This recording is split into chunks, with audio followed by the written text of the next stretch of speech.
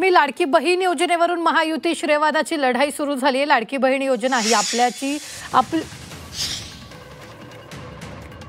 आपलीच संकल्पना असल्याचं वक्तव्य पर्यावरण मंत्री पंकजा मुंडेंनी केले।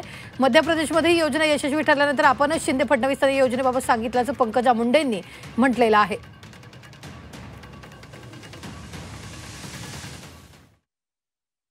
आता या मायमावले बसल्या यांना लाडकी बहीण केलंय सरकारने, तर त्यामुळेच आम्ही मंत्री झालो ना। तुमच्यामुळे हे सरकार आलेलं आहे, हे लाडकी बहीण या सरकारने केलेलं आहे। ही माझी कल्पना आहे, शंकर देशमुख म्हणाले असं माझं म्हणणं नाही। मी स्वतःला एवढं मोठं नाही समजत, पण मी मध्य प्रदेशची निवडणूक हाताळली। शिवराजजी चव्हाणांनी लाडली बहीण योजना आणली आणि माझ्या परळीमध्ये सभा होती, तेव्हा एकनाथ शिंदे साहेब आणि देवेंद्रजी फडणवीस मुख्यमंत्री, तेव्हा उपमुख्यमंत्री होते, एकनाथ शिंदे मुख्यमंत्री होते। तर मी त्या सभेमध्ये म्हणले की शिंदे साहेब आणि फडणवीस साहेब लाडली बहिणासारखी लाडकी बहिणाला आपलं सरकार 100% बोला फुलाची गाठ पडली। मी काही केलं नाही, पण खरं झालं का स्त्री हे शक्ती उगे, तुम्हाला ताकद दिल्यामुळे आम्हाला मिळाली, तुम्हाला लाडकी बहीण केल्यामुळे भाऊ सत्तेत बसले।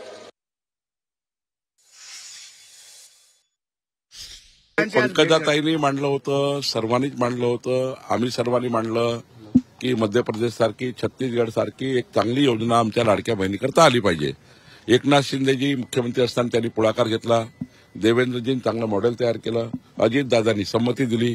त्यामुळं मुख्यमंत्री एकनाथ शिंदेजी असताना देवेंद्रजींनी सर्वांनी बसून ही योजना तयार केली आहे। अजितदादा बसले होते आणि त्यामुळं आमच्या महायुतीची योजना आहे, आणि महाराष्ट्रामध्ये 2047 पर्यंत महायुती राहणार आहे, आणि त्यामुळं महायुती सरकार जोपर्यंत आहे तोपर्यंत आमची लाडकी बहीण योजना सुरू राहील। सरकार आलं लाडकी बहीणमुळंच असं म्हणणं अयोग्य असं मला नाही म्हणायचं, परंतु जर तुमची योजना होती तर आता ती ज्यांनी अंमलबजावणी केली, शेवटी जो अंमलबजावणी करतो त्याला श्रेय मिळत असतं। उद्या कोणी काही माझ्या मनात हे होतं लाडकी बहीण म्हणून सरकारने केलं मी म्हणायलाही काही अर्थ नसतो।